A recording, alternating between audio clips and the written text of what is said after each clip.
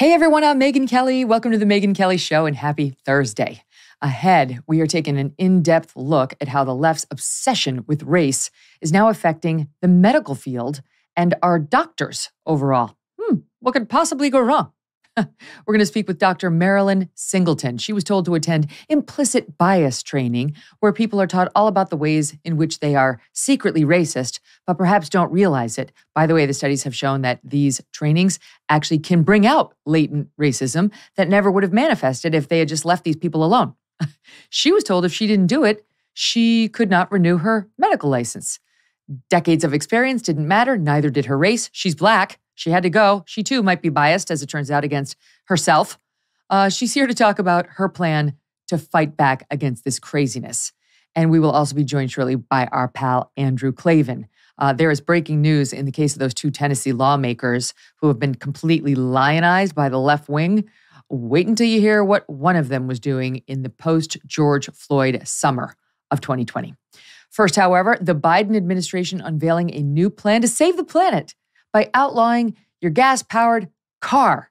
Even some progressives are now freaking out. And joining us now to discuss it, my friend Eric Bolling, host of Eric Bolling, The Balance. Eric Bolling's The Balance on Newsmax.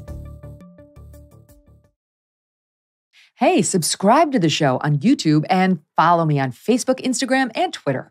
Look, you did the tough thing during COVID. You paid your people and pulled your business through the pandemic. Now doing the tough thing could qualify you for up to $26,000 per employee at covidtaxrelief.org. Government funds are available to reward companies with 2 or more employees who stayed open during COVID. Did you know that? It's not a loan and you don't have to pay it back. The program's a little complicated, but no one knows more about it than the CPAs and tax experts at covidtaxrelief.org. You pay nothing up front. They do all the work and then share a percentage of the cash they get you. Businesses of all types, including nonprofits and churches, can qualify, including those who took PPP loans, even if you had increases in sales. You did the tough thing for your employees during COVID. Now let covidtaxrelief.org help get you up to $26,000 per employee. Visit covidtaxrelief.org, covidtaxrelief.org, covidtaxrelief.org. Eric, great to have you here. So let's talk about this plan. So it's basically he's doing through the EPA what he could not otherwise do. And he is saying that by 2032, in basically 10 years, we're going to have new standards imposed on us by the EPA that will essentially require at least half cars, maybe up to 2/3 of vehicles to be electric. And we're going to have to get rid of our gas-powered cars because of the emission standards that they're going to hand down on these makers. The White House defensive plan saying it will save Americans over the life of the ownership of their new electric vehicles over $12,000. So you're welcome. What do you make of it? All lies. Hey, great to be back with you, Megyn. All lies. I mean, let's start with how much it's going to save. First of all, an electric vehicle costs a lot more than a comparable gas combustion vehicle. Second of all, these batteries in these cars, they're not perfect. They don't last the life of the car the way a combustion engine will last the life of the car. You're likely to have the seats fall apart before the engine falls apart. Sure, there's repairs that need to be made, but when a battery life, hits somewhere 50,000, 60,000 miles, you have to replace those batteries. That can cost $20,000, $30,000. They don't factor that in, I'm sure, in their equation. It's insane how, and let's be very clear about something. If they were to achieve all those goals, remember Barack Obama had his goals by whatever it was, 2020, 2025, we're going to have a fully electrified fleet of American vehicles. That never happened, didn't come close. It'll get there, but if you were to electrify 50, 60, 70% of the U.S. auto fleet, the electrical grid would not be existent. We would never be able to do that. We could never fuel up or power up that many vehicles. We're just not ready for it.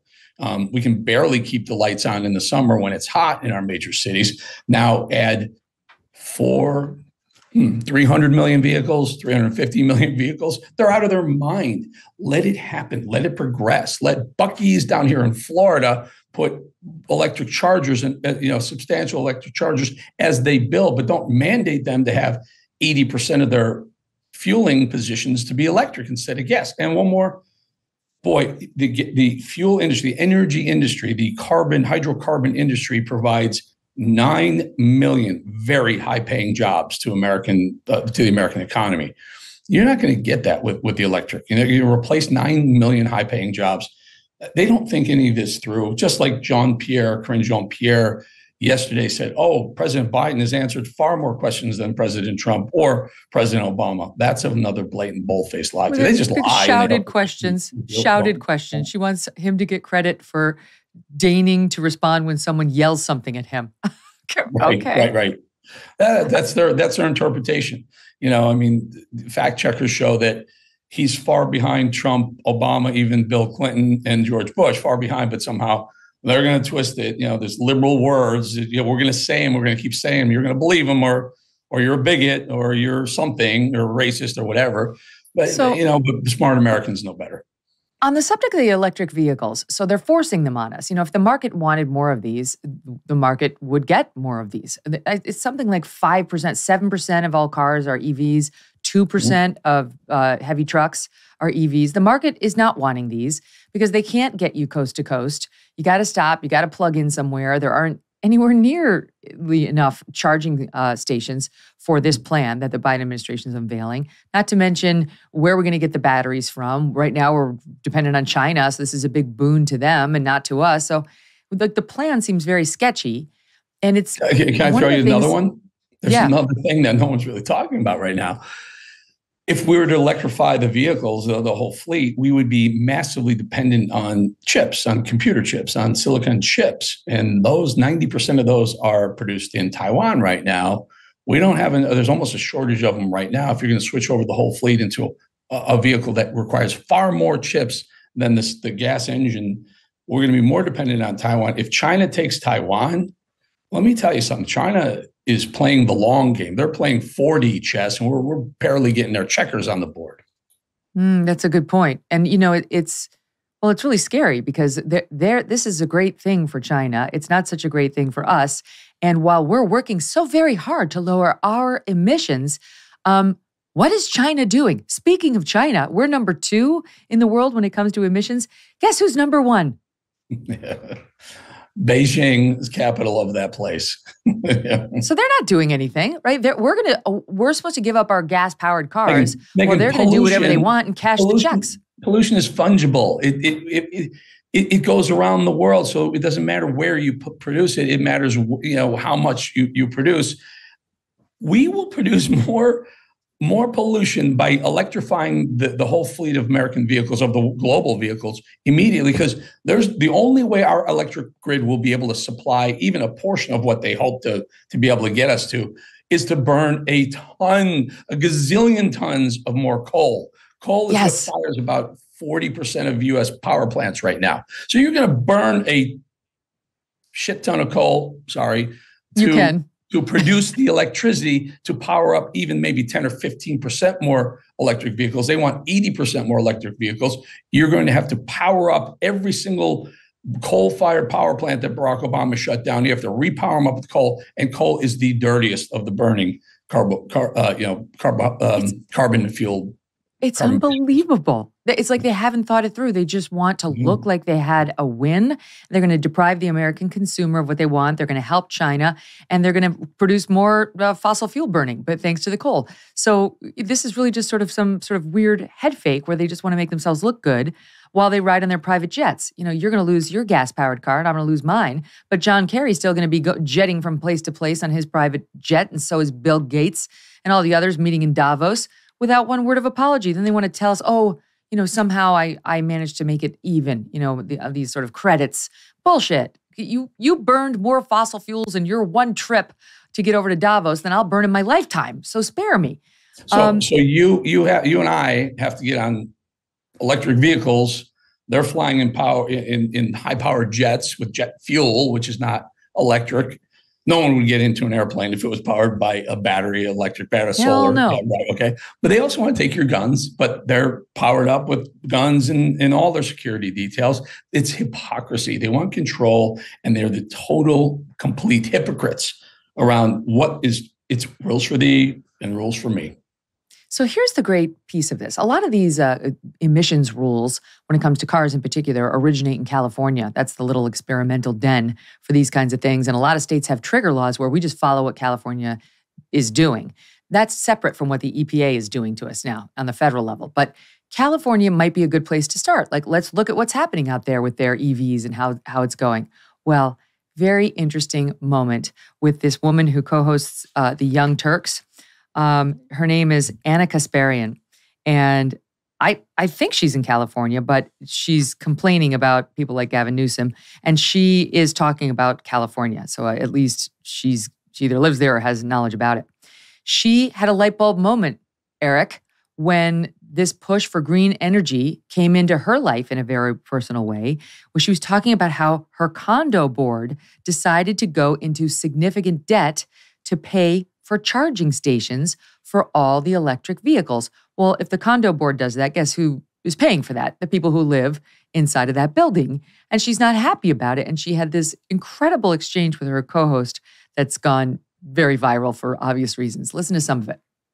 The way that it happens is, I know that in California, at least, with the phasing out of gas-powered cars, and they'll probably do the same thing with gas stoves, is they just ban the sale of any new gas-powered cars or any new gas stoves. I get it, but that's a bump. That's the normal bumps in the road. Don't minimize the financial burdens associated with these things, okay? No, I'm not. Because I am literally freaking the fuck out about the charging station thing. We're gonna take out a massive fucking loan to pay for it. We're not getting any help from the fucking government on that.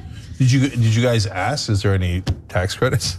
But seriously, I don't give a fuck about tax credits. I want to do something in response to climate change. That is not my issue here. My issue is how, like, we're forced to make all these changes that are a financial burden, a giant inconvenience, with like little to no help. And I don't want the tax credits. Give me the money. Give me the money, okay? Don't tell me this bullshit about how I have to buy like some new fucking thing because the government's forcing me to do it. And then like, after I file my taxes, there's a certain portion of that purchase that might be tax deductible. Like, fuck off. I'm so sick of it. It's just like, like endless pressure. The middle class is the most fucked group of people in this country. But at some point, we gotta go to electric cars. We don't have a choice. Like the plant's burning.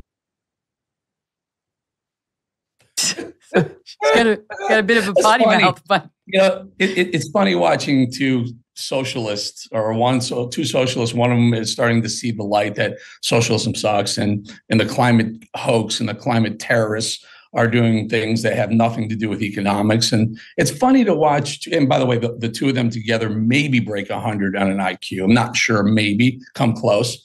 But Kasper again.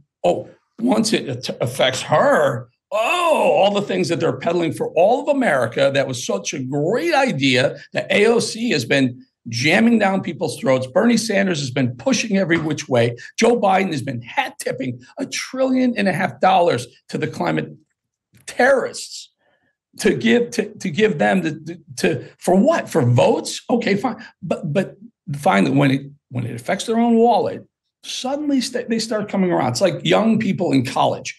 They're liberal as the day is long. They're practically communists themselves until they start making some money and they got to pay tax. And they go, wait a minute, I'm not sure I like paying 50% of what I make to the government anymore. Well, jackasses, this is what you've been peddling for the last 15 years of your life. It's amazing wake up to see her realize, right, the consequences of the policies that she has in the past supported. Like, this is how it's going to go. You know, you're going to have to pay $70,000 for an electric vehicle instead of 30 or 40 for a gas power. Then you're going to have to pay your condo board for the charging stations and all the other things we discussed. Did you hear the other communists, the other Cenk Uyghur? You hear what he said? Did you ask the government for some help? That's what they want. That's what this is all about. Liberals in government want you begging them, please, sir, may I have another? Please, sir, can you help me charge my own freaking vehicle? This is exactly what they want. Government wants you dependent on them. And so foot soldiers, useful idiots like those two are using Biden and AOC and Bernie Sanders and Barack Obama's words and ideas until it affects them, until they realize it. And then when they do get affected, let's run back to government and say, please help us pay for those charging stations. It's right. We're paying for it again. And that's us. That's still us paying. Let's switch gears and talk about what's happening to Bud Light, because as an economics guy, you can explain to me what this means that they've lost. I mean, I've seen different reports between $6 and $8 billion in market capitalization from the time this partnership with trans person Dylan Mulvaney was announced. It seems like a bloodbath for Bud Light. Anecdotally, there have been reports about the number of beer distributors complaining that people are turning off the sales, bars and pubs and groups that get together for sporting events and so on, saying no more, we're not buying it. America's turning off the spigot when it comes to Bud Light. But what does that mean? That its stock price, I guess, has gone down between $6 and $8 billion in like a week, 2 weeks? Since March 31st, I think is when the campaign, the branding campaign went live, March 30th or 31st. Market cap means how many shares outstanding times the price of the share, and shares have slid in a market, by the way, that's gone up. The S&P is up in that same period of time. Then the NASDAQ is up. The Dow Jones is up in that period of time since March 31st. AB Anheuser-Busch has dropped $7 billion, let's be real, $7 billion in market cap. And that's a big drop. And it has to be attributed. If you look at I watch the chart every day, it was up and down, but it's fairly steady. On that day when the backlash started to happen, people started selling shares in that stock. No question about it. They were concerned about the imminent backlash, which actually has arrived. And then when that vice president, I guess the person who had this idea to put Dylan Mulvaney as their brand ambassador on, when the video emerged of her, now it happened, the video came of her was prior to the Dylan thing, but when she was talking about Bud Light being a fratty brand, well, hell yeah, it's a fratty brand. Guess what? Guess who your main customers are? Frat houses and people who wish they were still in the frat house, and you alienate your base to have some sort of diversity, I don't know, cred. It's insane. So yeah, $7 or $8 billion of market cap in a market that has been going up. And by the way, it's not all beers. Miller Lite is owned by Molson Coors. Their market cap has gone up by about $1 billion. Oh, so it's so interesting because this is not something you can get back, right? So it's like, I really want to buy my Bud Light, but I'm just going to punish them for a month, and then I'm going to buy 2 times the Bud Light in June just to make it up, right? No, the months are gone. The opportunity to drink the Bud Light has passed. So even if there's some way of these guys repairing the relationship with their customer base, those sales, because this is separate from the market cap, the sales are gone. The bottom line is being hurt day after day, and it's not going to get any better. Right. You're right. Sales eventually you will see in the next quarter, next maybe 45 days, you'll see the slide in sales, and that'll put further pressure on the stock price. Absolutely, for sure. So the smart investors, the big money, the hedge funds who know what's going on, when they see these things happen, they get out first. That drives the price down. When the earnings come out, then the retail investors start saying, wait a minute, that doesn't look going forward. It'll put more pressure on the stock. I would not buy Anheuser-Busch stock right now, no matter what they say. Even if they say, we're just kidding about Dylan Mulvaney, we're still fratty, I still wouldn't buy that stock. We're still just as fratty as ever. Yeah. They went from fratty to catty. So what do you think? I mean, do you think that this is a potential watershed moment in this whole go woke, go broke discussion? So could other companies be watching this? Yeah, I think they all are, Megyn, but I don't think I'm not sure they care, because we saw the same thing happen with Major League Baseball a couple of years ago with the All-Star game. They continue, Disney fighting Ron DeSantis down here in Florida, and yet these things still happen. There's still, and I've said this, I pinpointed this, that it's the corporate boardroom that will tell us when the pendulum has swung too far in the direction in favor of diversity. I thought it was a year ago. I was wrong. It looks like it's continuing now. Maybe this is it. So when celebrities like Kid Rock and others start to go public with their distaste for a brand or the brand messaging, then it starts to move the needle. It's not until the boardroom, though. It's the boardroom. For some reason, on these corporate boards, they are so concerned about the diversity card. There's this thing called the CEI, the Corporate Equity Index, Corporate Equity Index. And it's something that these liberals push around Wall Street saying, hey, what's your index? Where are you? And if it's too low, well, you're not diverse enough. You're not doing your part. And for some reason, boardrooms who should only be concerned about share prices, stockholder value, shareholder value, share prices. The only concern a board should have is somehow now getting into, let's find out what the environment's ESG stuff, which is environment, social, and governance, which is another index. They worry about these things, and they're foolish to do it. I think we're going to look back 20 years from now and look back and go, what a stupid time that was. Mm-hmm. I hope you're right. I hope we're not further immersed.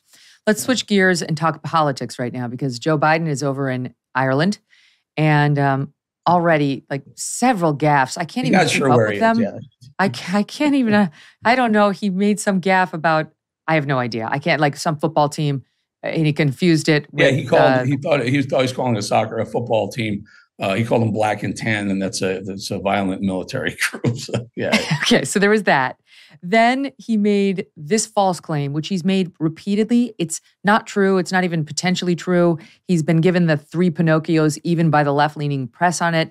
But once again, here he is talking about his good buddy Xi Jinping in China. Satu.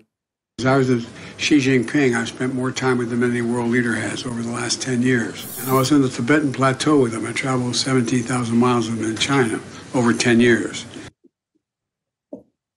Not true. And actually what they're saying, where he gets the 17,000 miles, Eric, they're saying he's counting like his airplane trips over to China and Xi's airplane trips over. Like, what is he? He just is disconnected from the truth. Remember when he said he walked the bridge in Selma. Then he said he got arrested with Nelson Mandela, and then they had the fact checkers called him out and they corrected with it. Well, he was metaphorically walking with the people in Selma, and he was spiritually getting arrested with Nelson Mandela. He's slipping. He's always been a pathological liar. Remember, he had to bow out of a presidential campaign because he got caught plagiarizing his speeches. He's a pathological liar. I mean, but he's getting even worse. I don't even think the guy knows where he is. So I don't know. Yeah, well, here's the thing. So I don't know if this is a lie or if this is just confusion. I'm thinking this is just confusion, which doesn't make me feel any better. But here he is describing where the Oval Office is. Take a listen to Sat 1. As a matter of fact, as you walk into my office in the Oval Office in the United States Capitol. No. Try. One more try. Well, there's that round in the top of the Capitol, and it's not really oval. But man, that is not where the Oval is, sir. The United States Capitol. No, sir, you're in the Oval Office in the White House. By the way, you're president. You're president, Joe.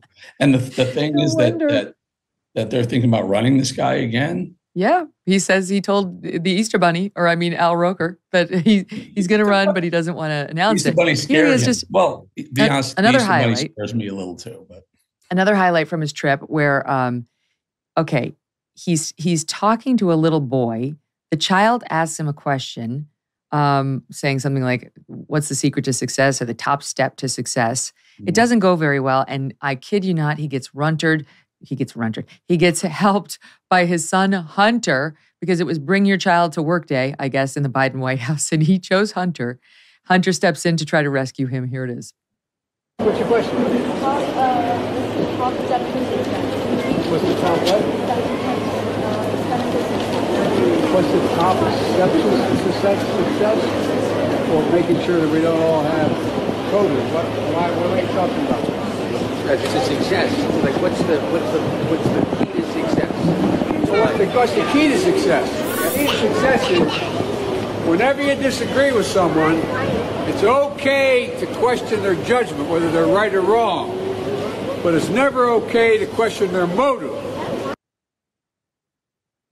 Okay, first of all, he does not live by that practice. But second of all, He can't even handle the children and the questions being fired at him. I'm sure maybe he couldn't hear, maybe didn't. But the point is, he's not going to age in reverse as we go forward on this presidential path. He, as you know, would be 86 if he gets a second term by the end of it. So, you see these moments, Eric, and we laugh about them, but are they actual cause for concern? Yeah. So his first question was, what are the steps to success? He repeats it, and he has nowhere to go. So his cognitive decline is so profound. His first thought, brain cells enacting were COVID. COVID. Yes, he did. Key to success.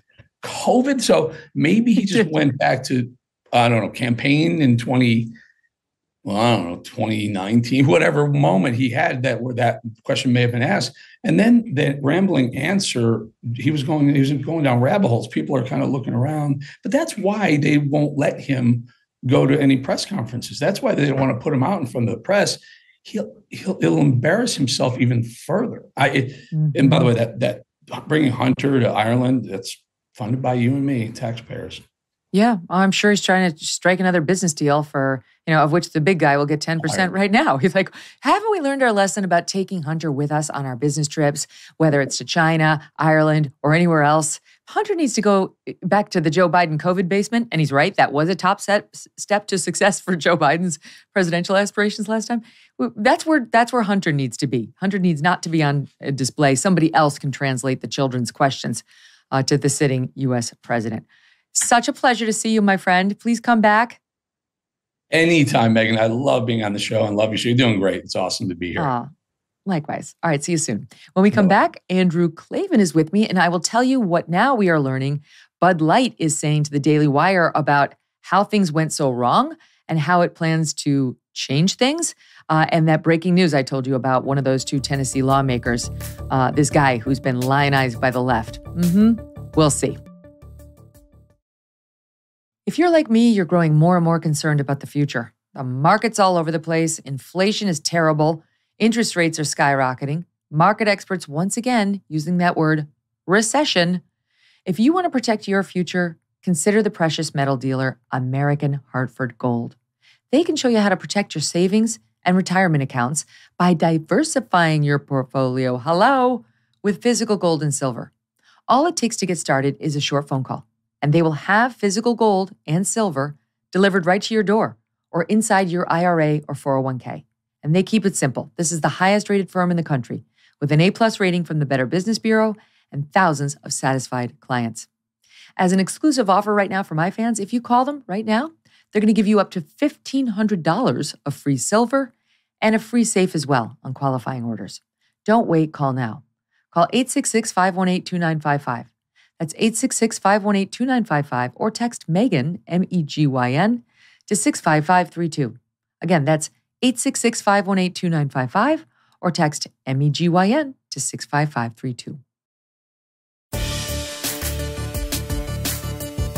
It wasn't about the three of these leaders. It was about who they were representing. It's about whose voices they were channeling. Understand that. And is that not what a democracy allows? A democracy says you don't silence the people. You do not stifle the people. You don't turn off their microphones when they are speaking about the importance of life and liberty.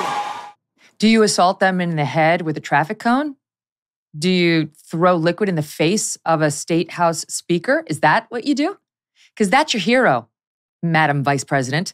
Welcome back to the Megyn Kelly Show. That was Vice President Kamala Harris lionizing the so-called Tennessee Three last week, the rabble-rousers who decided to disrupt the people's proceedings on the floor of the Tennessee State House because they didn't get their way. They were heard. Their arguments were offered. They were rejected. They lost. Take the L. No, instead, they smuggled on a bullhorn onto the state house floor and hijacked the proceedings and riled up the protesters who were up in the balcony and decided to shout down every other lawmaker there who also had constituents, who had interests in what to do in the wake of a school shooting. Interests like, how do we fortify the schools? Shut up, you who want to make it about yourselves. This is a pattern with these two guys. and let us talk so we can talk about how to protect children instead of your ridiculous gun reform, which will never get through thanks to the Second Amendment. It's just so absurd what the media does, what the left does. The vice president, the liberal media cannot get enough of these two expelled Tennessee lawmakers. Of course, they've claimed racism because the two black guys got expelled. The one white woman didn't. That's because of the one white woman. She's now claiming racism, but she was the one who said, I didn't go as far as they did. I didn't bring a bullhorn. She convinced people and she turned around and said, you're all racists. The press is going as far to even analyze the apparent power of their clothing choices. Yes, you go, guys, you go. However, new video just emerging of one of the so-called Tennessee Three, and that's Representative Justin Jones. We brought you Justin Pearson yesterday. He's the one who was Barack Obama, and I would really like to run for student senate in 2016. And now it's like, and my mother God. Okay, sure. Well, now, Justin Jones. This video is from June of 2023. We're going to show it to you. Check out the YouTube page if you're listening. At the height of the post-George Floyd Black Lives Matter protests. In the video, Jones and other protesters are in front of the Tennessee Capitol. They stop cars. These are innocent people.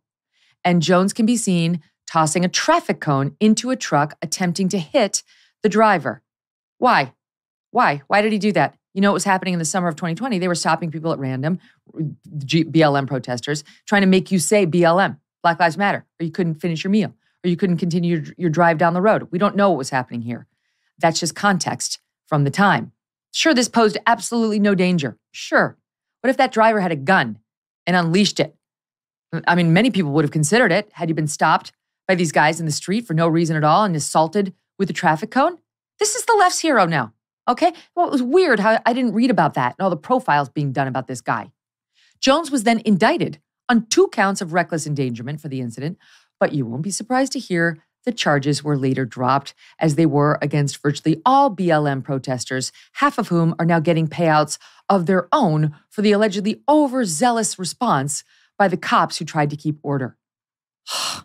Joining me now, Andrew Klavan, screenwriter, best-selling author, and host of The Andrew Klavan Show. Andrew, great to have you back.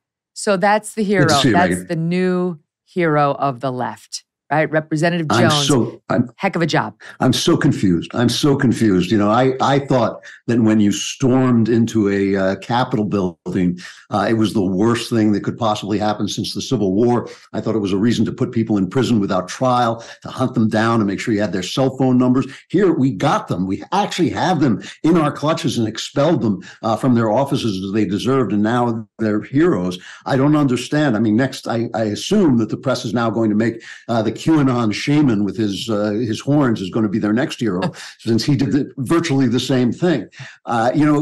Every story now almost is both the story and the way the press covers the story. And beyond that, also not just the way the press covers the story, the way the corporations react to the story. You know, this is one of the most terrible tales actually in a long time. This begins with a shooting in a Christian school where 3 9-year-old children were killed. And the first thing the White House says is, our hearts must go out to the trans community because the killer was identified as transsexual. And so right away, the lives of these 3 children and 3 adult Christian teachers or staff at this school were kind of eliminated. They were just kind of thrown out of the story to make this about protecting transgender people because the shooter, the killer, was transgender. So immediately we get to see that the values here are skewed. Then, of course, like every shooting that can't be attributed to the right, if it's not a right-winger doing the shooting, then the issue is guns. If it's a right-winger doing the shooting, then the issue is conservatism and how evil it is and how it leads to violence. But if it's a left-winger, a transgender person, a gay person, a Muslim person, then the issue is always guns. And unfortunately, we on the right are never smart enough to remind people why we have gun rights in the first place, because, there is logic to the idea that if you banned all guns, if you gave the state a monopoly on violence, the violence among the people would become less. I think that's probably true. But we have guns here because we're a federalist country that believes in the freedom of the people, and those guns are there to ensure that freedom remains in place. So we're never making the right argument. So these guys then violate every rule of Robert's Rules of Order to disrupt the making of laws, to push an anti-gun program, which, as you say, is against our Constitution.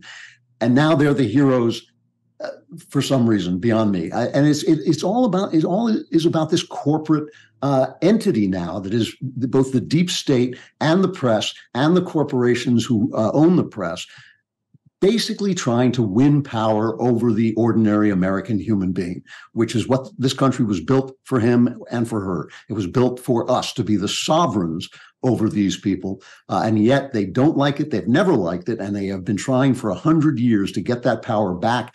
And now they have consolidated the academy, the media, the deep state, and the corporations and the business world in a united attack against the rights of individual Americans, which are, in the end, defended by guns. I'm sure if you or I had a history of attacking citizens who were minding their own business, stomping on police cars, which is another thing he was accused of, assaulting a police officer, another thing he was accused of.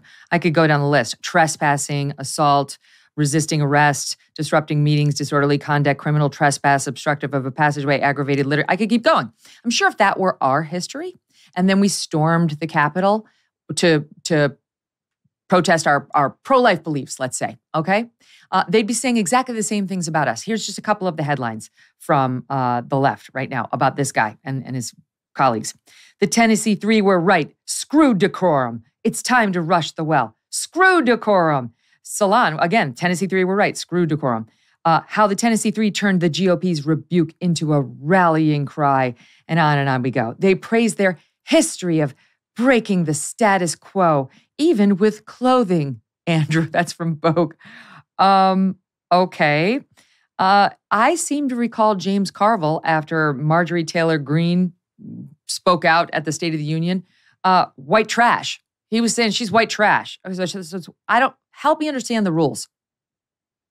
Well, it's civility, right? It's the old Bill Clinton thing. I was out of the country when this happened, so I got to see it from a distance. You know, they call us male chauvinist pigs, they call us racist, they call us sexist, they call us everything. But the minute anybody like Rush Limbaugh, for instance, strikes back, suddenly where's the civility? What's happened to civility in American life? And so it really is, it is a question of who is in the right. They believe that they are so in the right that all the rule breaking, all the cheating, all the lying is justified because their righteousness is so deep and so great, and it runs through every cell in their bodies, that the things that they are fighting for can be defended by any means necessary, as they in fact, a term they in fact use. Anything we do is wrong. If we raise our voices, it's wrong. If we snap back, it's wrong. If we storm the Capitol, it's terribly, terribly wrong. And we on our side actually have a different way of looking at things, which is, yes, it might be wrong to storm the Capitol. Even if your values are right, there are things that it is wrong to do. It's wrong to curse at people. It's wrong to take a traffic cone and smash it through the window of a car. If a right-winger did that, not only would the left gang up on him, but right-wingers would gang up on him. Conservatives would say, yes, that is not how we proceed here. So we have a very different way. It goes right down to the core of our philosophy, which is basically that people are not all that good. All people are hungry for power. They're envious. They're mean. They're dishonest. All of them. And they have to be controlled by systems that are put in place to preserve their freedoms, but also to preserve the decorum and the way we go forward in our political lives. The left believes its cause is so righteous that all those forms can be set aside. Take a look at what happened to Clarence Thomas this week. Absolute baloney story about a friend of his who takes him on occasional vacations, which was completely within the realm of the ethics rules of the Supreme Court. Suddenly now, they're calling for Clarence Thomas to resign. It has nothing to do with anything Clarence Thomas did. He did exactly 0% wrong. What he did was 0% wrong, and yet they're saying he should resign, and he's a Nazi because this guy has memorabilia from both the Nazis and the communists. His friend has this memorabilia. They will fight in any way they can. They literally have turned themselves into thugs because of their conviction that they are righteous. You have to know that you're not righteous. You never were. It's only our systems and our traditions and our decorum that actually preserve anything good that we have. Once you let that slip away, once you say you can take a traffic cone and slam it into a car or step on top of a cop's car, which is another thing that he did because you're just so righteous that those actions are validated, you lose everything. You will lose your freedom, you will lose your power, and ultimately you will lose any kind of sense of morality that you have. And the left has seriously moved in that direction. What does it say, Andrew, that let's take a look at the character of the two guys that are now being lionized for hijacking this debate over what to do in the wake of a school shooting, an important matter. And I get that they have their deeply held beliefs about guns. Fine. There's a forum and there's a way of discussing them and there's a way of protesting in the streets. That's all very American. Go for it. What they did is something very different. But what does it say about the left that they've chosen to make heroes out of these two guys who, if you look at the history, so not only is this Justin Jones, does he have a long history with the criminal law, but his history makes clear his activism is about promoting himself. So there was a report about how, this is according to the local blog Scoop Nashville back from June 2021. They're the ones who posted this video originally back then. And they write, in June of 2020, better known as Brother Jones locally, was one of the publicly visible, often by design, protesters at the state capitol. He received a lot of pushback from his own community after it was discovered he was only making appearances when he knew there would be media coverage, and eventually had a falling out with one of the other most visible female members of the group. He's also, as I said, accused of throwing a cup of liquid in the face of the ex-House Speaker down in Tennessee and other lawmakers while protesting the bust of a Confederate general inside the State House and so on. He was ultimately barred from contacting those lawmakers or visiting the legislative building until April of 2020 and so on. So that's this guy. He sees a camera and he gravitates toward it like a moth to the flame. He sees a chance to make himself a hero for the BLM crowd by assaulting a cop, according to the allegations, assaulting a civilian just driving his car down the street. And then there's his friend, Pearson, all right? Pearson Jones, Justin Pearson, whatever. There's like lots of Justins, lots of Jones. There's Justin Jones and there's Justin Pearson. He's the one who was talking like a Barack Obama when he was running for the Student Senate back in 2016. And here's just a little clip of how he looked and sounded at that point. Hey everybody, I'm Justin J. Pearson, and I'm running for president of BSG. Dissenting voices that may be more liberal or more conservative, in order that we can reach a point of sort of the radical middle, where conversation and dialogue happens and growth happens. Nice. Okay, let's do it, Justin Pearson. I'm with you. That sounds like a great idea. You seem like a man with a future ahead of him. Well, here is a bit of that future. Here he was yesterday. They tried to expel the people's choice and the people's vote. Yeah. And they awakened a sleeping giant. Yeah. Guilty of white supremacy. Yeah. Guilty of patriarchy. Yeah. Guilty of supporting the NRA over people. Yeah. Guilty of attacking the poor. Yeah. Guilty of not expanding health care. Yeah. Guilty of not giving us educational resources. Yeah. Guilty, guilty, guilty. I'm so glad. Oh, I'm so glad. Yes, I'm glad. Can we just see video one? We have to see video one more time. Let's just play video one more. Hey everybody, yes, I'm Justin J. Pearson, and I'm running for president of BSG. Dissenting voices, okay, that's enough. Voices that may be more liberal. It's unbelievable. Andrew, he's a faker. He's an actor. This is all make-believe, and yet they're into it. You go, guy. We're with you. Sure. Okay. Well, it helps to be an actor if you're making a movie. I mean, that's the thing, with the press supporting you, with all of the press supporting you, it's all stagecraft, it's all theater, and whatever works.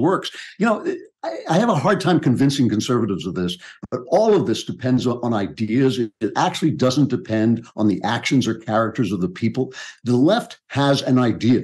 The idea is that all of morality and all of reality grows out of power relationships. That's their idea. And therefore, if you belong to a group that can establish that has less power than other groups, then everything you do is then correct, because you're bringing everything closer to equity, which is the only good. The only evil is power. The only good is equality. So if you're black, you can be good just by being black. If you're black, but you don't agree that power is the only morality, then you're no longer black. Then you no longer belong to that group. They really do work these theories out in large academic tomes, which I'm afraid to say I've read, and they are very carefully worked out, and the logic is very carefully worked out.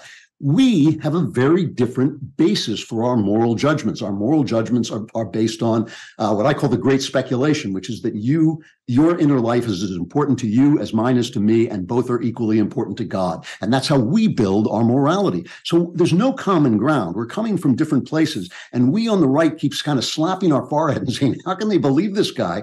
They don't have to believe him. It doesn't matter. He's playing a part because all there are parts, and everything else is just power. It's just this invisible clash of power. So there's no way to argue with them anymore.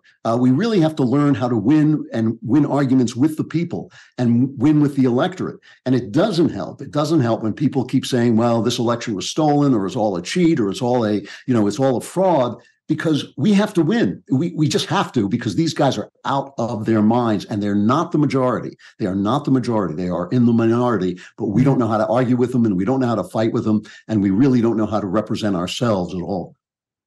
The left-wing press is trying to excuse the dramatic change in Justin Pearson as just like, what do you mean he changed his hairstyle? Would you just calm down? Fucking calm down. Change his hair. Like, it's been 6.5 years. He changed a little in 6. So just for kicks, I said to the team, go back and pick any random video of me 6.5 years ago. Let's go look at me in 2016, which is when let's take I don't even know what we're about to see. Let's take a look. Well, there is a fierce First Amendment debate now raging on 2 major college campuses. In a moment, we'll show you what's unfolding at Yale. Oh, wait, my hair's longer. I did not develop a new accent. I did not stop talking like this and dropping all my letters. I did not get holified suddenly and start preaching to the choir out on the streets. Like, give me a break. This is not about growing his hair out. I did that too. This is about taking on a whole new persona so you can sell yourself to a clientele that you know is in the market for this particular brand of rhetoric sold in the particular kind of package Pearson's finally figured out how to give.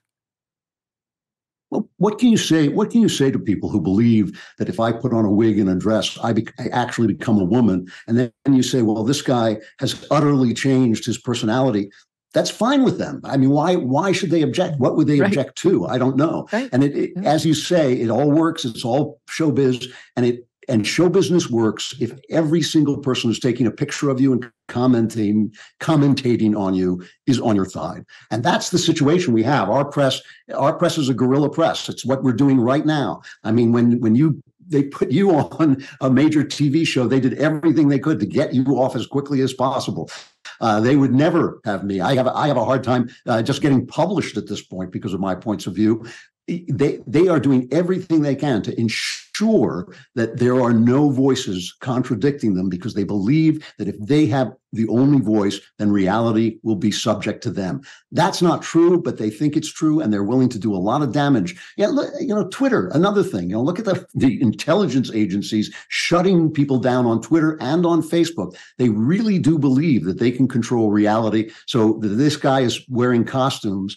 What's the difference to them? That's all they ever do. All they do is perform. They say so. Their theories say so. They say you can perform womanhood, you can perform manhood, and it becomes that real thing. So this guy is performing, but as long as he's on the right side, and as long as he's got the right identity, and as long as he is increasing the power of government, they does not care. They don't care one little bit. We're going to talk about the double standard. As I point out, if Andrew Klavan had that Justin Jones's criminal history, he wouldn't be allowed anywhere near a state house in any state. However, different standard for this guy. Now, same thing with respect to the abortion debate. You protest outside of an abortion clinic and you're on the pro-life side. You do one wrong thing, they'll throw you away and try to lock you up without the key. However, if you're on the other side, if you are pro-choice and you go vandalize a Catholic church, very different result. And that actually just happened. We're going to talk about it when we come back with Andrew Klavan, and then we will get into what we're now learning thanks to the Daily Wire about Miss. We've become too fratty over at Bud Light and what Bud Light is now reportedly saying about how that happened. as its stock price dips and they lose billions of dollars. Stand by for that. Experts say that China is hoarding a massive amount of food, that they will soon have over 2/3 of the globe's corn reserves, over half of its rice, and half of its wheat. But when asked about it, China misleads. One China expert says they, of course, would never admit to something like that. Well, what does China know that we do not? Why are they doing this? When it comes to global food shortages, China is, they say, the canary in the coal mine. You see, China is the world's #1 food importer. They rely on the rest of the world to keep their people fed, so they can't afford to mess this up or there will be riots, civil panic, or worse.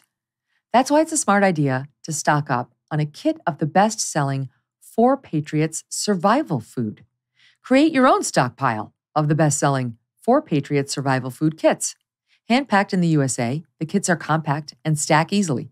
They have different delicious breakfasts, lunches, and dinners, and their 5-star reviews on the website rave about the flavor and the taste. Right now, you can get 10% off your first purchase of 4, the numeral 4 Patriots survival food by typing in the code MK at checkout. Just go to the numeral 4 Patriots.com, okay, 4patriots.com, and use code MK to get 10% off your first purchase of 4 Patriots survival food. 4patriots.com. Use that code MK. So, Andrew, I mentioned the double standard. We were discussing it right before the break. Just one more, because my team has been sending me the updates. So I read you the Salon headline. The Tennessee 3 were right. Screw decorum. It's time to rush the well. Here's what Salon said after the State of the Union when Marjorie Taylor Greene yelled out, on order from Trump, Republicans throw a hissy fit during Biden's State of the Union. Another one from Salon. The heckler's veto. Biden masterfully stood up to the GOP. Now what? It really is funny that these guys who hate Donald Trump so much have never actually questioned why people would vote for Donald Trump, why after 50, 60 years of being told that they don't count, that they stink, their religion stinks, their country stinks, their marriage stinks, everything about them stinks, why they would go after this guy who shouts them down like Trump does. This is why. This is why. Yeah, if you haven't, it really is bad for the country. I mean, if you look at like late night comedy shows, they are all on one side. If everybody's making jokes about one side and not the other, how do you expect them not to get angry? How do you expect them not to get enraged? If when right-wingers storm a Capitol building, they're hunted down no matter where they are and put in prison without trial, but left-wingers do the same thing and they are valorized and turned into heroes, how do you expect people to feel? How do you expect to avoid the kind of clashes that are going to grow out of that anger? I don't know. It is, I think, a central problem in the country is the unfairness of the treatment of people. So that leads me to what's going on now with this particular defendant. Now, let me introduce you to Maeve Nota. Maeve was arrested in the state of Washington after last summer, after Dobbs overturned Roe versus Wade. Maeve is a transgender man. Now, normally that means, I never know how they're using it now, but normally if you say if it's a trans man, it means it's a biological woman dressing as a man. But I think this video shows a woman, so maybe it's a man dressing. Who the hell knows, Andrew? Maeve's trans. Okay? Maeve was pissed off that Roe versus Wade was overturned by Dobbs, and Maeve decided to work out that anger by going to St. Louis Catholic Church in Bellevue, Washington, in June of 2022, and vandalizing the church. Maeve scrawled, "Fuck Catholics" on the church's walls, assaulted a church employee, defaced several religious statues, tossed rocks at and spray painted an employee of the church, smashed 2 of the church's glass doors, painted women haters, kid groomers, we hate gay people, rotten hell, and F Catholics on the church's walls, and then fought with police on top of it. Okay? And by the way, scared the hell out of a little old lady praying. So that's what Maeve did. The feds swooped in and charged Maeve with a hate crime. Okay, so far so good. Yes, we see it. That's a hate crime against Catholics. Bad, Maeve. Well, the news just hit, this is via the New York Post, that the Justice Department is recommending no jail time for Maeve. Absolutely no jail time whatsoever, and will only recommend 3 years probation. Okay? So that's what you get when you assault the church employee and threaten the police, tussle with the police, deface a Catholic church. Contrast that with what they did to pro-life activist Mark Hoke, who was arrested back in September 2022 after being indicted on federal charges that he allegedly intimidated someone at Planned Parenthood in Philadelphia. You may remember this case. They accused this guy, Mark, of pushing a 72-year-old man who was escorting 2 patients from the clinic in October 2021. Hoke claimed that the elderly man had been harassing Hoke's son and that he was really just standing up for his kid. The Justice Department saw Hoke as a very different kind of threat. They tried to put him in prison for 11 years. 11 years they went after this guy. They took him to trial, and Hoke was acquitted by a federal jury. So he got no jail time because he was found not guilty. Look at the difference in standards, right? This Hoke faces 11 years in prison for having a tussle with a guy outside of a Planned Parenthood, where he made clear to the authorities originally, I was defending my son. And by the way, they showed up like a SWAT team at his house when they arrested him. All of his kids were there. The wife talked about how they came in, guns drawn, their family was scared. This other guy, Maeve, the trans person, actually assaults a churchgoer, never mind the cops and what they did to the church. You're fine. Probation, off you go. Thanks, honey. Maeve is lucky when she was assaulting people in a Catholic church, she didn't accidentally hit an FBI agent who was trying to infiltrate the church to make sure they weren't speaking Latin. You know, so true. The one thing I will say on Maeve's behalf is that at least he or she or whatever the hell he is knows where the problem is. That is the thing. That is the enemy of the federal government at this point is religion. They know that if we lose our religion, we're going to lose the argument. And we don't necessarily know that. You know, George Washington told us this a long, long time ago when he published his famous farewell address. He said, you know, beware of the idea that you can maintain a moral structure without religion. And he didn't mean that religion was useful because it made people afraid of hell or anything like that. What he meant was the underlying ideas of religion, namely the faith in God and the faith of a moral structure that you cannot violate, is inherent in a free country. You cannot be a free country without that faith that A, morality exists, and B, that people are made in the image of God and deserve to be respected and deserve to be free. So this targeting of religion and the laxity of prosecution and a hate crime against religion is in keeping, again, with the left's philosophy. They are acting rationally in keeping with their philosophy. They're even acting morally in keeping with their philosophy. The fact that their philosophy is rotten to the core is not the point. The point is they are acting in keeping with their philosophy. And I worry about the right because I worry that the right does not understand that they cannot make their arguments. They cannot make their arguments without some kind of religious basis, some kind of spiritual basis. And I think on the right, we keep talking about the market. The market's going to save us, go woke, go broke. Market ain't going to save us. The market will not save us because the market is underpinned by values. If you don't have the values that make a market necessary and useful, you can't have, the market's just going to go away.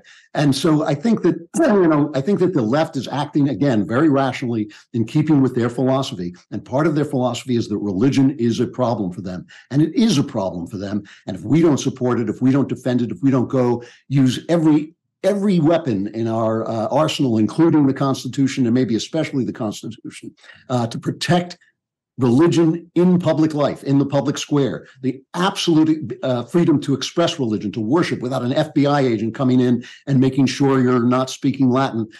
So we're going to lose this fight. We are going to lose this fight. So I really do think that the left has got its house in order in terms of its philosophical coherence, and we haven't. And I think that I know it sounds like a kind of professorial argument to make, but it is a very practical political argument. We can't win if we don't know what we believe. I mean, that latest, I think it was Pew poll showed only 39% of the American population now thinks religion is important, values it as one of their top values of religion. I mean, the numbers used to be way higher than that, up in the 60s. There was one point where it would have been in the 90s, and it's on a steady decline. That's an interesting point. Maeve chose the right target because that really is the enemy of what Maeve stands for and what the government is pushing on us.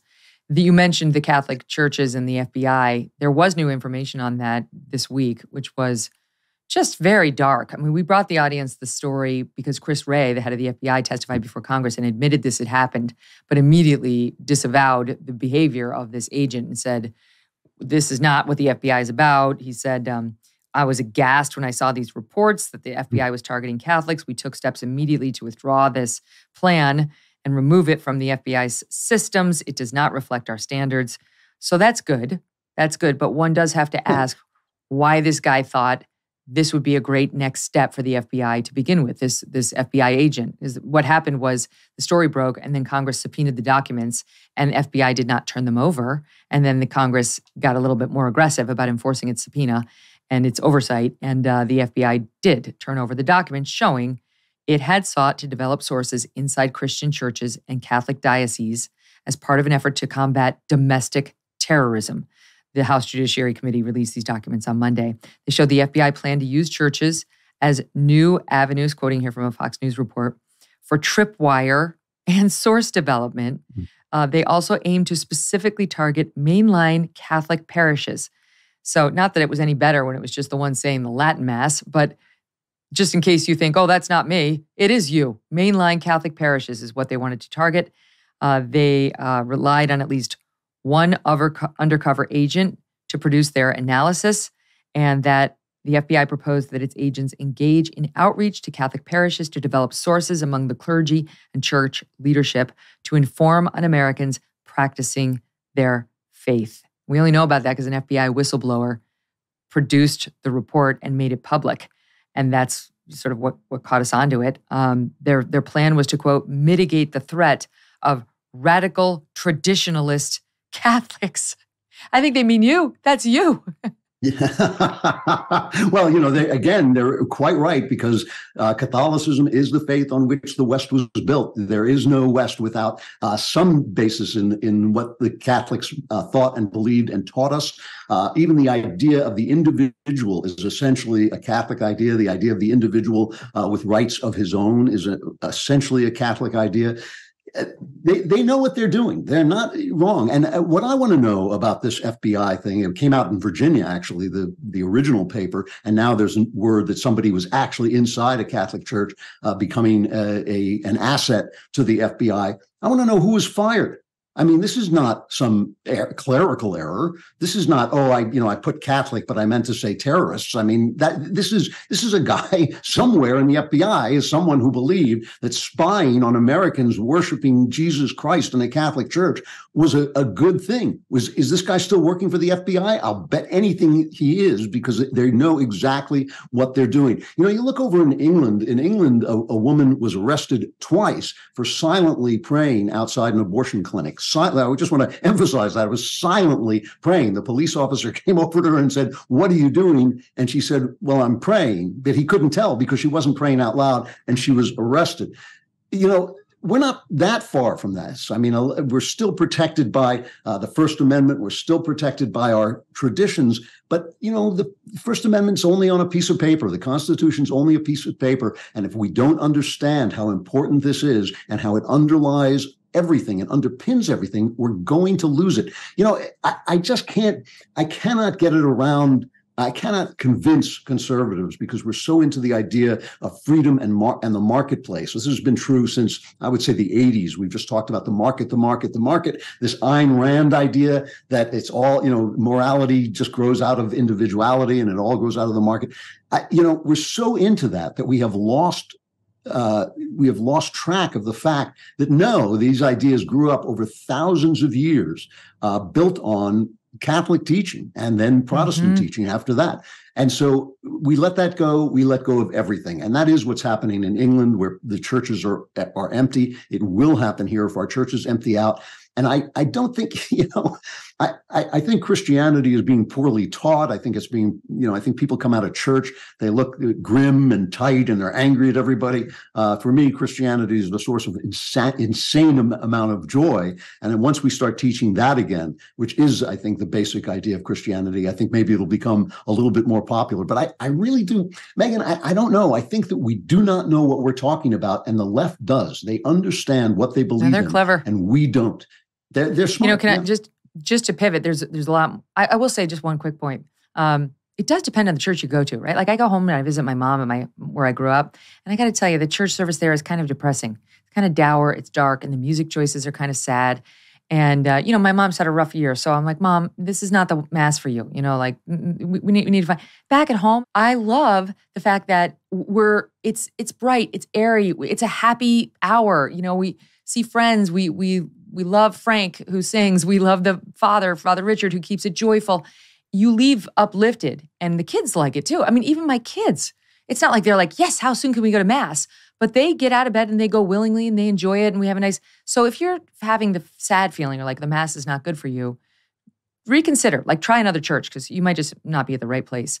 But you mentioned the left is good at this. And one of the things that jumped out at me today as I was looking at the polls in the political arena, Andrew, was, yeah, the left is good at this. Because look at this, listen to this. So since they indicted Trump and his arraignment last week by Alvin Bragg in Manhattan, his support with primary voters has gone through the roof. The latest Reuters Ipsos poll shows Trump at 58, DeSantis at 21. And that means Trump's up 10 from just a week earlier. He was already crushing, but he's crushing by even more now. Yahoo, YouGov, Trump's at 57. Ron DeSantis is at 31.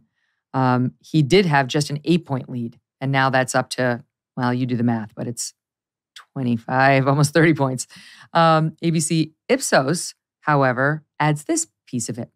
Trump's unfavorability is climbing by the day from 55 to 61%. That's with the general electorate, Andrew. And all I could think was, irrespective of how you feel about Trump, whether you like him or you don't, this is right in line with the Democrats' plan. Drive his numbers up with the primary voters. They love everything I just said. They think Trump's the most beatable. They want to run against him. His numbers are going up with the GOP base while they're going down with the general electorate. And, Bob's your uncle. Boom. Biden 2.0. It's human nature and math. We know that they want to run against Trump because they literally donate money to candidates that Trump picks, the kind of Trumpian candidates. Democrats actually fund those candidates in the hopes that they will win the primary and lose the election. And that is exactly what's going to happen here. And the other part of it, the human nature part of it, is they make us angry. They make us angry by the unfairness that you were talking about before, the double standard. They make us angry by indicting Donald Trump on a nonsense charge. They make us angry in the way they talk about us as deplorable and all this stuff. And think about your personal life. When you lose your temper, we all lose our temper sometime. Do any of us ever look back and say, boy, when I really got angry that time, I acted great. I really did the right thing. No, when you get angry, you do stupid stuff. And I always tell people anger is the devil's cocaine because it feels like righteousness, but it's not. There is such a thing as righteous anger, but even righteous anger is not righteousness. It is just a natural reaction to evil. It is maybe natural to feel angry after this indictment in New York, for instance, which was a travesty and a travesty of justice. It's natural to feel angry, but it makes you stupid. The thing about Donald Trump is he cannot win the general election. He barely won the first general election, and only because we have this great electoral college in place, but he didn't win the majority. He lost the next election. I know people tell themselves it's like a security blanket. They tell themselves it was all stolen away. Now, he lost the election. He lost it to a doddering old man who hid in the basement. He lost the midterm election while he was president. He helped lose the midterm election after he was president. He lost Georgia because of his behavior, so that we lost the majority in the Senate. He does not do well as a politician. People keep saying the thing I like about Trump is he's not a politician. Yeah, I understand that, but politics is a business. It's a profession. And if you don't know how to do it, you lose. So I get why Trump is popular. There are moments when I love Donald Trump. When he goes after the press, he makes me laugh out loud. I mean, there's things that he does. And a lot of his ideas are far better than the left's ideas. He can't win, so it doesn't matter. He can win the primary. He probably will win the primaries as things are set up right now, but he cannot win the general election because he has alienated the independents, and the independents decide elections in this country. He cannot win that middle ground, and he can't win it because of his behavior, and his behavior has cost him everything he's had. You know, he lost the repeal of Obamacare because of the way he treated John McCain. He's lost his friends because of the way he treated them. People he had on his staff, nobody speaks well of him on his staff because of the way he treated them. These things matter. And I'm sorry. I understand why people like him. I like him too. I voted for him twice. I was the first person at the Daily Wire who said, I'm going to vote for this guy. He's all we got. I would vote for him again if I had to. I'm not a never Trumper.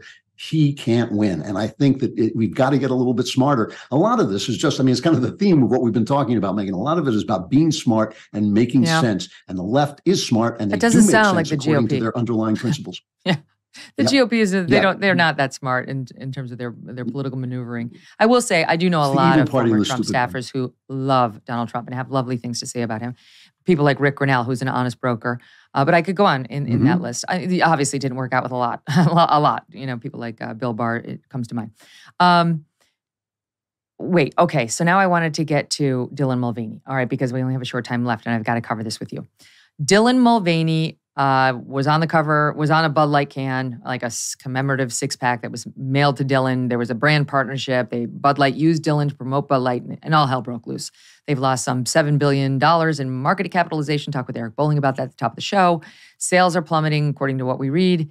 And the core base is mad. They're mad at Bud Light. They don't appreciate this partnership. Now, Daily Wire reached out to, they say, two sources within Bud Light who are in a position to know, and they say to the Daily Wire, no one at a senior level was aware of this partnership. No one at a senior level. Now, the person who we thought approved it is the VP of Marketing, Alyssa Heinerscheid. And if Alyssa did not specifically approve this ad, shame on her. It's still her problem. It's her department. She allowed it. And she was on the air 3 days before the campaign hit, talking about how we've gotten too fratty and we need to be more inclusive. And look at this Super Bowl ad I did, which is about a male actor, but it was told through his wife's eyes. She was the heart and soul. This is obviously an identity politics Harvard grad who's all about, color, gender, sexual orientation, all the stuff. So whatever, she's not off the hook, but I'm sure it was her anyway. We'll find out. In any event, they're describing it as a low-level marketing staffer who made the call, again, wanting to be more inclusive. And now they're saying that Bud Light is halting all marketing efforts to reevaluate the brand's ad strategies, because your first effort wound up in the toilet, and that they will in the future evaluate all partnerships more robustly.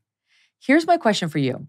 Some people are pushing back on people like you, like people like me, and maybe you, who are ticked off about this Dylan Mulvaney partnership with Bud Light. I'm ticked off about Bud Light, but I'm even more ticked off about Oil of Olay and Nike on the sports bras, spaces that are absolutely women's spaces. But all of it bothers me, to be honest. And you have people like Joe Rogan, Howard Stern came out and said, like, what's the big deal? Why are people mad about this? So do you want to take a shot at that? Well, yeah. I mean, this also goes very deep into philosophy, but let's not start there. Let's start at the top. If you watch the Dylan Mulvaney ad for Bud Light, he comes on and he says, I don't know anything about sports, and I don't know what's going on. It must be some kind of game. I don't know. Now, my wife is one of the most feminine people I know. She doesn't know anything about sports. She doesn't talk anything like that because she's a grown-up lady who just happens to have ladies' interests. In the same way, I don't talk like Moose McCoy because I happen to have male interests. That's not the way women behave. He is not being a woman. He is doing a woman. He is everything about what he is doing is a show and a performance, and it's a conscious performance. He is not a woman. He is pretending to be a woman consciously and openly.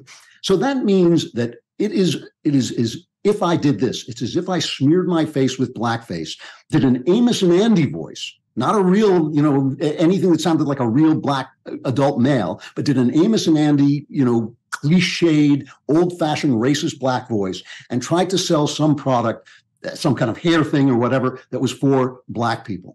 I mean, Joe Rogan would not be saying, so what? They're just trying to expand their base. They're just trying to reach out to different people. He would understand that this is a deeply disrespectful and, in that case, racist idea.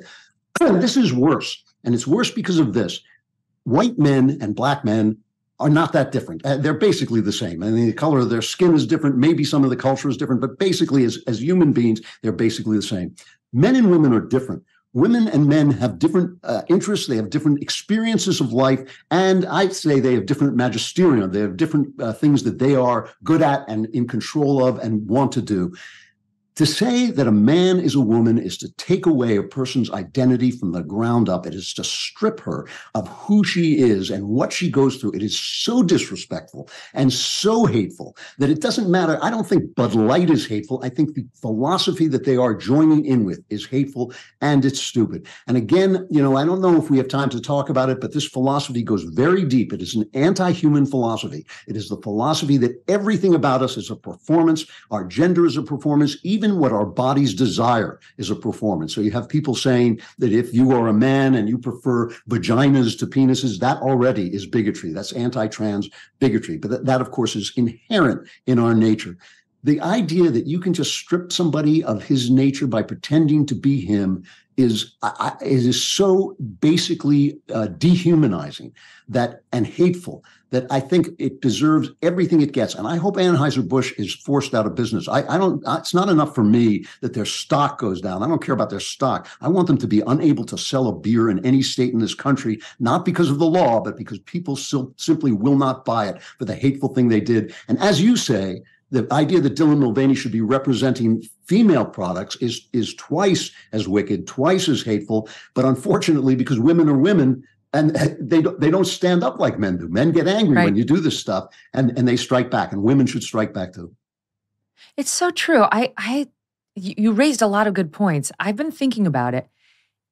If Bud Light had used Caitlyn Jenner, would I be having the same reaction? And I admit I would not be. Caitlyn Jenner is a trans woman. Caitlyn Jenner doesn't run around trying to say, trans women are women, trans women are women. No. Caitlyn Jenner understands there are differences and that trans women should not be competing against women in women's sports and so on. I don't think Caitlyn Jenner would think it's appropriate for Caitlyn to be modeling Oil of Olay or a sports bra company.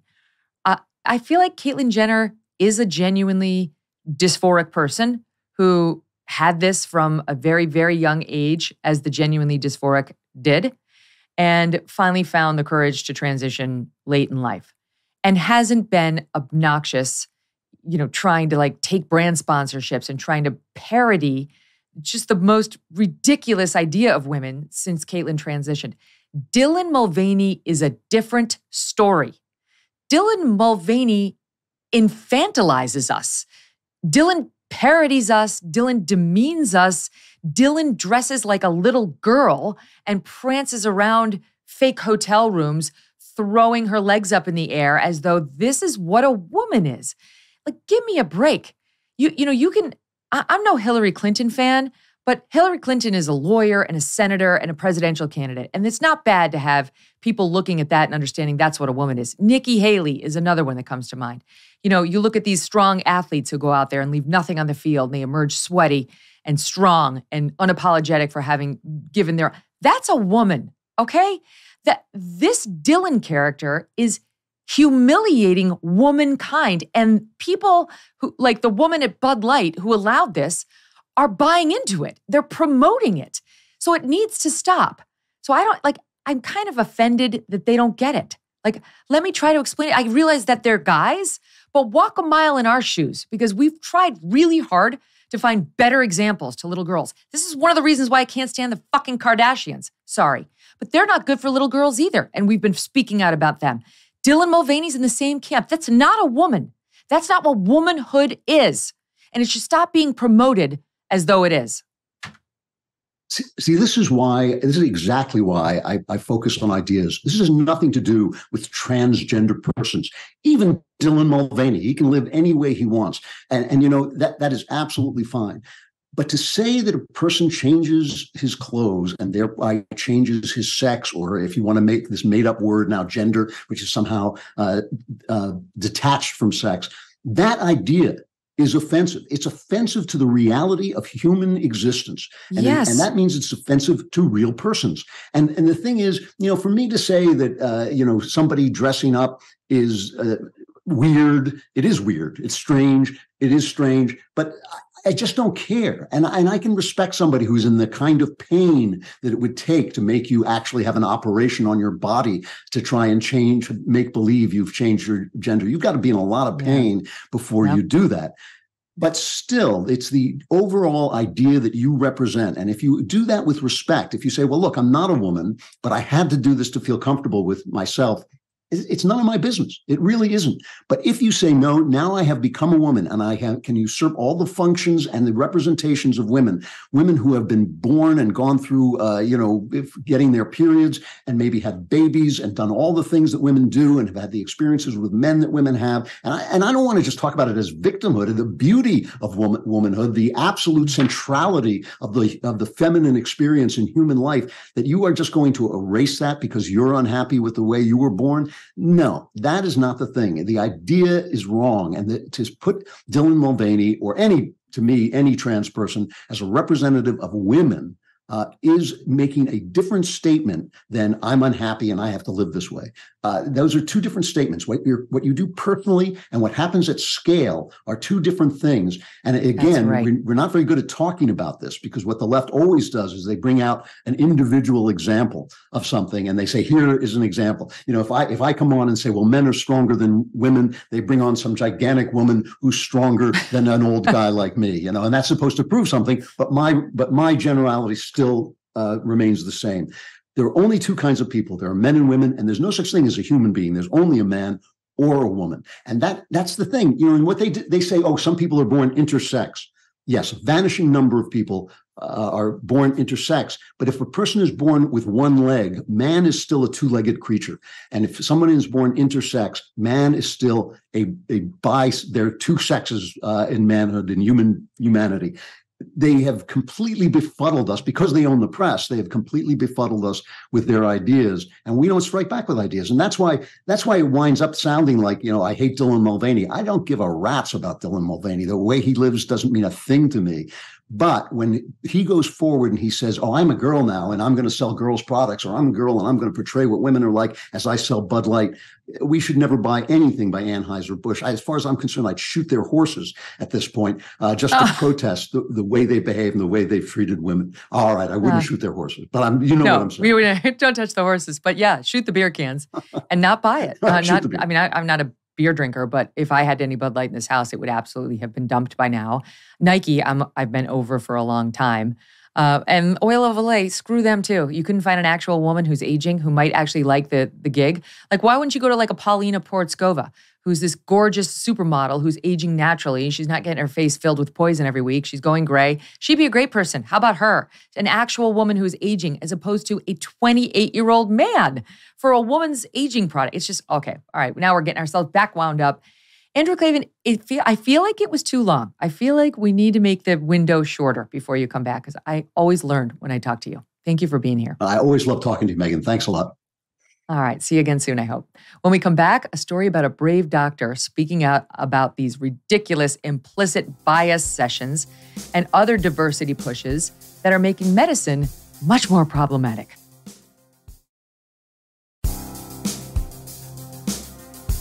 Joining me now, a doctor who is speaking out about the new race essentialism push in medicine. Dr. Marilyn Singleton is a Black physician who has so much to say about the obsessive focus on so-called DEI, diversity, equity, and inclusion, that we're seeing more and more in our culture. Marilyn, welcome to the show. Thank you so much for being here. Well, thank you for having me. It's one thing to be here. Oh, well, thank you. So it's one thing to see this push in, like, I don't know, education. That's problematic enough. But it's quite another to see DEI take over medicine. And I know this is happening just from my own doctor friends who have complained about the changing of standards when it comes to who gets selected for residencies or elevated to chief resident, right down to how they interact with patients, and how, I mentioned this yesterday, you're not supposed to offend a patient by asking what gender they are. Some relevant information. But you've been living it firsthand and I should tell the audience a bit about your background. Graduated from Stanford, went on to UCSF Medical School, 2 years of surgery at UCSF, then anesthesia residency at Harvard's Beth Israel. Went on to Cedars-Sinai Medical. You were a professor at Johns Hopkins. Then, while still working in medicine, you went to Berkeley Law School, focusing on con law and administrative law. So that's also impressive. But you've been noticing in California, where you've been licensed since 1974, this is creeping in, and in a really weird, pervasive, problematic way. Tell us. Okay, this whole thing, there is no question that minorities have been wronged in the past. Certainly slavery is heinous, dreadful, awful. That's done. We know it. But we're now talking about having people go through what I equate to struggle sessions like the Maoists in China did, where in front of your friends and coworkers, you have to confess that you're a racist. And even though you haven't done anything, that it's implicit in just being a white person or a underrepresented minority, because mind you, Asians are minorities, but they're not underrepresented minorities. So they even had to come up with a new term for Blacks, Hispanics, and Indigenous people. Those are the BIPOCs. And it's absurd. When I'm saying it, I feel like I sound stupid even saying these words. Who is a BIPOC? Right. And this is what they're calling little children and grown-ups who are of other races that are minoritized. So we're not even minorities anymore. We're minoritized, meaning we're powerless. Well, all of this is such bunk and the wrong thing to be teaching young people as well as adults. And certainly all this has to start when we're young. That's another story. But going to medicine, it is damaging to the students who really wonder, have I been accepted to medical school because I'm bright, because I'm smart, because they like what I have to offer? Or am I being accepted because they need another colored person who they can add to their statistics? And sadly, that's how a lot of these young folks think. And when affirmative action first came out, this is one of the first things a lot of folks wondered. Am I smart? How do people really look at me? Are they going to think that I'm the dumb doctor? Will I get as many patients as the white doctor? And on and on. So that's one aspect. There's a very damaging psychological aspect. There's a damaging aspect to the collegiality among doctors of color and white doctors. People have been consulting back and forth for years with nary a thought of what race the doctor was. It's like, did you have the expertise that I don't have? And I'm going to ask you a question, and vice versa. Patients have been requesting doctors of all races and colors because they heard that person was good, so they go to that doctor. And now suddenly they're talking about Black patients need to have a Black doctor. Could you imagine if the tables were turned and everybody said white patients needed to have a white doctor? It's the most absurd thing I've ever heard of, not to mention you could never do it. There wouldn't be enough Black doctors to treat all the Black patients. And everybody I know, and admittedly, I worked in a hospital in West Hollywood and a nice part of town, but the Black doctors I knew wanted to work at nice hospitals. It's just not assumed because you're Black that you want to go work in an underprivileged hospital. Yes, some do, but there's plenty of white doctors that work there too. So some of the concepts that all of this is built on are just plain wrong, and it's divisive. It's not good for patients. Patients aren't thinking along those lines. I'm sure every now and then there's going to be some butthead who is a butthead no matter what, who says something that has a racist undertone or whatever. That's always going to happen. I don't care whether you're in medicine or anything else. And there's always going to be those people. There's always going to be sexist people and drunks who come in and say they don't want some C word taken care of them and all that. And you say, screw you. I'm a good doctor. This is who you get. And somehow they shut up right quick. Mm-hmm. So it angers me because I grew up when there wasn't fair housing in California. And even though my father had a good occupation and we could afford it, we couldn't live where we wanted to live. And so I see how things had improved. And then suddenly it was like falling off a cliff when they started all this focus on race.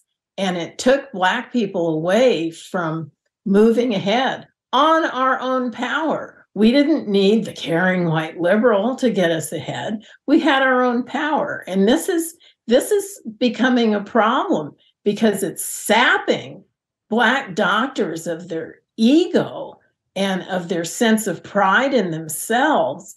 And how can somebody who's a successful cardiac surgeon suddenly be an oppressed victim? Well, they aren't. And it's all a narrative designed to move our society in a different direction. And now, how does it change the dynamic between white doctors and Black doctors in the hospital or other settings, right? Because now it's like you're wondering, as the white person, I'm thinking like, does she see me as the oppressor? Does she think I'm a racist? Because California is telling her in these continuing legal education courses every year that I've got some implicit bias that's in there. I'm out to get her. I just think it creates this underlying dynamic of distrust. Well, and it does, and it shouldn't. The thing is that the only thing that makes me hopeful about the whole thing is that most people are kind of normal and they know this is bullshit. They've had friends for years and interacted with folks for years and know who's good and who has the personality and who's the gynecologist to the stars, who happens to be a Black guy. And they didn't pick him because he was Black. They picked him because he had a great personality and was a good surgeon. All this sort of stuff. This is how real people are. And it's a veneer. It's something. And your last guest was talking about this transgender stuff being a performance.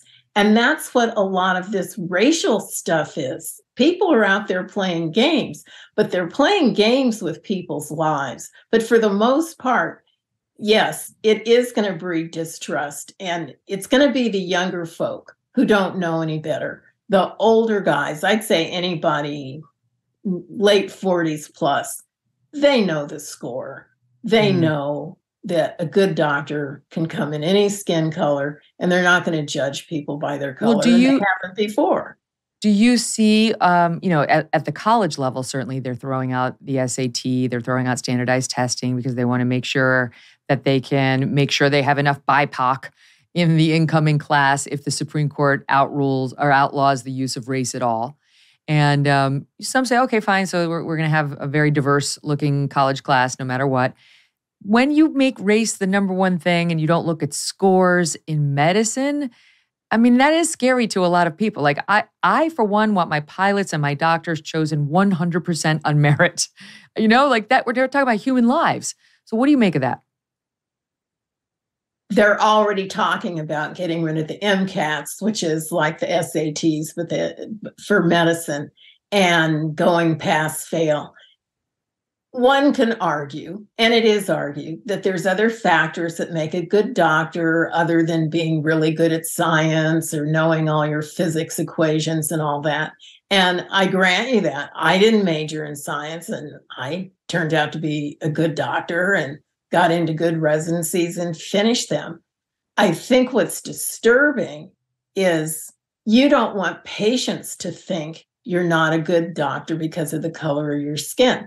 I had a older friend, an ENT doctor, whose father had to go in for prostate surgery. Now, mind you, his father's daughter, my friend's sister, had her appendix out, and the surgeon who operated on her was Black, and the father had picked out this surgeon. And when he went in for his prostate surgery, the anesthesiologist was Black, and the first thing he asked him was, "How old are you? Did you go to school before affirmative action?" This is what you don't want. And he was kind of old and getting senile, but it was like the truth was coming out, that people thinking that if you're post-affirmative action, that you're not as good as the other guy. You may well be. We don't know. But you don't want patients to think that. And you don't want to have people who aren't qualified. Now, studies have come out and they said more minority residents aren't completing the residency. And it's likely because they were chosen for the residency because of their color and not because of their skills. They weren't kicked out because the people who are the head of the residency are racist. If they didn't come up to a certain standard, then they're not going to finish the residency. And what you mentioned, the idea of changing the standards, that is where we have to draw the line. Merit is still merit. And frankly, I think in more professions than just pilots and doctors, you want people to be good at it. I want my firemen just chosen on strength and courage and all the other things too.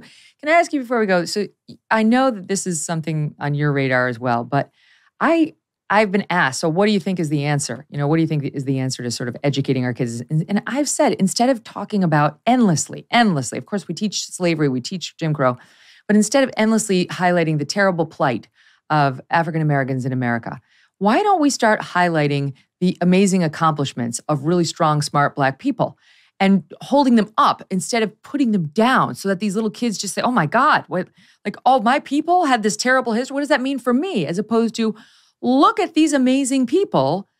And I know this is near and dear to your own heart.